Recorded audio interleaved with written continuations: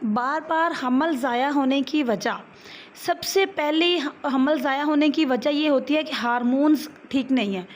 एक औरत के हार्मोन्स इम्बैलेंस है, उसको थायराइड हो सकता है, थायरॉइड्स हार्मोन्स हैं जिसकी वजह से हमल बार बार ज़ाया होता है। अगली वजह प्रोलैक्टिन हार्मोन, जो कि यूट्रस का छोटा होना, एक हार्मोन होता है प्रोलैक्टिन जो कि इखराज होता है, उसका इखराज कम होने की वजह से यूट्रस छोटी होती है। अब यूट्रस जब छोटी हो तो हमल जैसे ही ग्रोथ करने लगता है तो फिर वो यूट्रस छोटी होने की वजह से हमल ज़ाया हो जाता है। अगली वजह क्या हो सकती है? स्ट्रेस। स्ट्रेस से भी हमल ज़ाया होता है। स्ट्रेस की वजह से बहुत ज़्यादा मरीज़ देखे गए हैं जो कि हमल उनके ज़ाया होते हैं। स्ट्रेस से आपने खुद बचना है, चाहे आपको घर में कोई प्रॉब्लम है या बाहर ऑफिस में कोई प्रॉब्लम है, इसको आपने खुद देखना है कि कैसे आप इससे बच सकते हैं। अपनी नींद पूरी करनी है ताकि आपको स्ट्रेस की कम कंडीशन जो आप पे आए बच्चे पे कम लगे। अब अगली चीज़ क्या हो सकती है? सर्विक्स की कमज़ोरी। अगर तो आपके बच्चेदानी की कमज़ोरी है, जो बच्चेदानी का मुंह होता है, ओस होती है जिसको बोलते हैं सर्विक्स, वो अगर कमज़ोर है तो आपका जो बच्चे का वज़न है वो सर्विक्स बर्दाश्त नहीं कर सकती, जिसकी वजह से बग़ैर दर्द के 5वें से 6ठे महीने में सर्विक्स ओपन हो जाती है और ऑटोमेटिकली बच्चा डिलीवर हो जाता है। और ये कम दिनों में भी हो सकता है, लेकिन इसका हल है। सबसे पहले तो जो मैं आपको अलामात बता रही हूँ, मज़ीद भी बताऊँगी और भी आगे, आपने देखना है कि इनमें से आपको कौन सी प्रॉब्लम है, फिर आप उसका हल निकालें कि कैसे आपको प्रॉब्लम हो रही है, क्यों हो रही है, ठीक है। अब इसकी अगली प्रॉब्लम क्या है? ब्लड का गाढ़ा हो जाना। अगर तो आपका खून कुदरती तौर पर ये खून गाढ़ा हो रहा है, ब्लड प्रेशर हाई होने की वजह से होता है, शुगर है, माँ में कोई बीमारी है, तो इस वजह से ठीक हो गया। इस वजह से बच्चे में भी अबनॉर्मलिटी हो सकती है, या तो बच्चा ज़ाया हो जाएगा, नहीं तो बच्चे में अबनॉर्मलिटी आ जाएगी। अब जो बच्चे में अबनॉर्मलिटी आती है वो पहले 3 महीनों में आती है। चौथे महीने में अगर आप अल्ट्रासाउंड करवा रहे हैं तो आपको क्लियर हो जाएगा कि बच्चे में अबनॉर्मलिटी है या नहीं, किस किस्म की अबनॉर्मलिटी है, और आपने इसको अब इसका हल क्या निकालना है। अगली चीज़, अगर तो आप बिल्कुल ठीक है, आपके पहले कोई बच्चा ज़ाया नहीं हुआ फिर भी, या आपके हो रहे हैं बार बार बच्चे ज़ाया फिर भी, अगर आपने छलांग लगा दी है कहीं से, बेड से, पेटी से, घर पे काम करते हुए, चारपाई से, सोफ़े से, तो समझ लें कि आपको अचानक से ब्लीडिंग स्टार्ट हो सकती है। बहुत से पेशेंट ऐसे भी मेरे पास आए हैं जिनको बिल्कुल ठीक-ठाक होती है और वो बताती हैं कि हमने घर की, कमरे की, अपने रूम की सेटिंग चेंज की है, जिसकी वजह से हमें ये प्रॉब्लम हो गई है। अब देखिए, रूम की सेटिंग चेंज करो, वज़नी चीज़ उठा ली है, कोई ऊपर-नीचे पाँव इधर-उधर, इस वजह से भी होता है। तो वज़नी काम पहले 3 महीने तो आपको वज़नी कामों से परहेज़ करनी चाहिए। अगर तो आपके बच्चे बार-बार ज़ाया हो रहे हैं, फिर तो आपको सारी चीज़ें एक साथ लेके चलनी है, नींद पूरी करनी है, स्ट्रेस से बचना है, वज़नी कामों से दूर रहना है, सफ़र से दूर रहना है, सफ़र नहीं करना, सफ़र से अवॉइड करना है। तो आपने अपनी जो सर्विक्स की कमज़ोरी है उसको भी टाँका लगवा लेना है। मतलब आपने नोट कर लेना है कि आपको मसला क्या है, ठीक हो गया? और फिर उसका आपने हल कर लेना है। अगर किसी को नहीं पता चल रहा मसला क्या है, तो आप अपनी कंडीशंस मुझे करें इंस्टा पर, तो मैं आपको उसके बारे में बता दूँगी, ठीक हो गया? अच्छा जी, अगली चीज़, माँ बहुत ज़्यादा कमज़ोर है। अगर माँ बहुत ज़्यादा कमज़ोर है तो वो एक बच्चे को जन्म नहीं दे सकती। वो उसकी माँ कमज़ोर है तो बच्चे को वो खुराक कैसे देगी? बहुत हल्की कमज़ोरी जो होती है वो तो मुश्किल जैसे-तैसे अपना टाइम पास कर लेती हैं। जो ज़्यादा कमज़ोर होती है उनके बच्चे ज़ाया होना शुरू हो जाते हैं।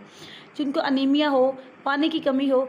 अब अनीमिया ऐसी चीज़ है जिससे या तो डिलीवरी के दौरान बच्चे की डेथ हो सकती है या माँ की डेथ हो सकती है। बहुत मुश्किल से इन दोनों में से एक चीज़ बचती है। और अनीमिया की वजह से बच्चे में प्रॉब्लम, बच्चे ज़ाया भी होते हैं बार-बार। तो हमल ज़ाया हो रहा है तो अपने टेस्ट करवाएँ। सबसे पहले टेस्ट से क्लियर हो कि आपकी बॉडी में कोई प्रॉब्लम, आपको जो प्रॉब्लम है उसका सॉल्यूशन निकालें, ठीक है। पानी की कमी है उसका सॉल्यूशन निकालें, नोट करें, चेक करवाएँ कि आपको पानी की कमी तो नहीं है। इसके अलावा बार-बार बच्चे ज़ाया होने की ख़ास वजह, इन्फेक्शन की वजह से बार-बार बच्चे ज़ाया हो सकते हैं। इन्फेक्शन कौन सा? वजाइना का इन्फेक्शन। अगर आपको गंदा पानी पड़ता है हमल होने से पहले से, तो मस्ट है कि अगर आप उसका इलाज नहीं करवा रहे और बार-बार आपको इन्फेक्शन हो रहा है, तो आपका बच्चा ज़ाया होता रहेगा, जब तक कि आप इन्फेक्शन नहीं इसको हल नहीं करते। इन्फेक्शन की कुछ अलामात साथ-साथ शेयर करती हूँ। आपको जो पानी पड़ेगा उसका कलर पीला-सा होगा, उसमें से स्मेल आएगी, वजाइना में ख़ारिश होगी। ये इन्फेक्शन पहले वजाइना में होता है, फिर आहिस्ता आहिस्ता यूट्रस में जाता है। जब यूट्रस में जाता है तो यूट्रस से ऊपर पेल्वस में मूव कर जाता है। तो ये इसकी अलामतों में पेट के निचले हिस्से में दर्द, कमर की बैक साइड में दर्द, या फिर आपको हमबिस्ती के दौरान दर्द, बार बार पेशाब आना, पेशाब करते हुए जलन महसूस होना, ये सारी अलामात हैं। इनके साथ साथ आपको बुखार भी रहने लग जाता है। तो अगर ये कंडीशंस है तो अब इसका इलाज करवाना बहुत ज़रूरी है। अलामतों के बगैर भी अगर आप एक छोटा सा टेस्ट है 200 रुपये में जो हो जाता है, आप उससे क्लियर कर सकते हैं कि आपको इन्फेक्शन है या नहीं।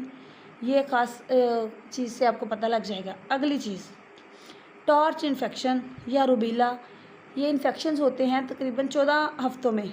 अगर ये 14 हफ्तों में ये इन्फेक्शन हो तो इसमें इन्फेक्शन की अलामत ये है कि एक बार माँ को सख्त बुखार होता है। सख्त बुखार होने की वजह से बच्चे में कमज़ोरी, हमल कमज़ोर होकर ज़ाया हो जाता है, पानी की कमी होकर ज़ाया हो जाता है। तो ये इन्फेक्शन की वजह से बच्चे में अबनॉर्मलिटी भी हो सकती है। तो यहाँ पे मेन चीज़ क्या है जो आपकी समझने वाली है कि वो ये है कि अगर आपको हमल हो गया तो आपने सबसे पहले परहेज़ करनी है, एहतियात करनी है। जिनके बार बार हमल ज़ाया हो रहे, पहले 2 या 2 से ज़्यादा हमल ज़ाया हो चुके हैं, उनको चाहिए कि वो परहेज़ बहुत ज़रूरी है। बेड रेस्ट उनके लिए बहुत ज़रूरी है। वो अपने मसले के लिए पहले वो देखें कि मुझे मसला क्या है। अगर आपको नहीं समझ आ रही है, आप मुझे इंस्टा पर मैसेज करें, मुझे अपनी कंडीशंस के बारे में बताएं, मैं आपको गाइड करूँगी। जितनी नॉलेज मेरे पास है मैं ज़रूर गाइड करूँगी।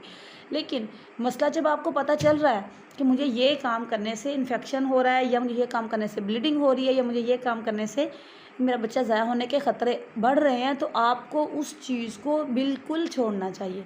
क्योंकि बहुत सारे पेशेंट आते हैं जो कहते हैं कि हम वज़न काम नहीं छोड़ सकते, हमारे घर में कोई काम करने वाला नहीं है, तो फिर आप बच्चे नहीं ले सकते। जब आप अपनी बॉडी को बार बार ज़ाया करते जा रहे हैं, एक तो जो आपको प्रॉब्लम है उस प्रॉब्लम की वजह से ज़ाया हो रहे हैं, एक जब बार बार ज़ाया हो रहे हैं तो आपकी बच्चेदानी को उस चीज़ की जैसे आदत हो जाती है जिस्म को कि दूसरे तीसरे महीने में उसने एक्सपेल करना है, यानी कि बच्चे को निकाल देना है, डिलीवर कर देना है। तो वो वही दूसरे या तीसरे या चौथे महीने में बच्चा वो खुद ब खुद डिलीवर कर देती है, बच्चेदानी खुद ही निकाल देती है। तो फिर इसका इलाज ये है कि आप वक्फ़ा करें। कम से कम आप 6 महीने का एक अबॉर्शन के बाद अगर बार बार ज़ाया हो रहा तो आप 1 साल का वक्फ़ा करें। अपनी डाइट अच्छी रखें। आपकी डाइट अगर अच्छी है, आप फॉलिक एसिड टैबलेट टाइम पे ले रहे हैं, आप अपना चेकअप टाइम पे करवा रहे हैं, और सबसे अहम चीज़ परहेज़, जो मैं बार बार रिपीट कर रही हूँ, अगर आप परहेज़ कर रहे हैं तो आपके हमल को कुछ नहीं होगा। अब आराम आराम से चलते रहें, घर पे आराम आराम से छोटे मोटे काम करते रहें, तो इन चीज़ों से आपका बच्चा सेफली पैदा हो सकता है और आप एक सेहतमंद बच्चे को जन्म दे सकती हैं। तो ये थी मेरी आज की वीडियो। उम्मीद करती हूँ कि आपको पसंद आई होगी। अगर वीडियो पसंद आई है तो प्लीज़ कमेंट करके बताइएगा, और चैनल पे अगर आप न्यू हैं तो प्लीज़ चैनल को सब्सक्राइब ज़रूर कीजिएगा।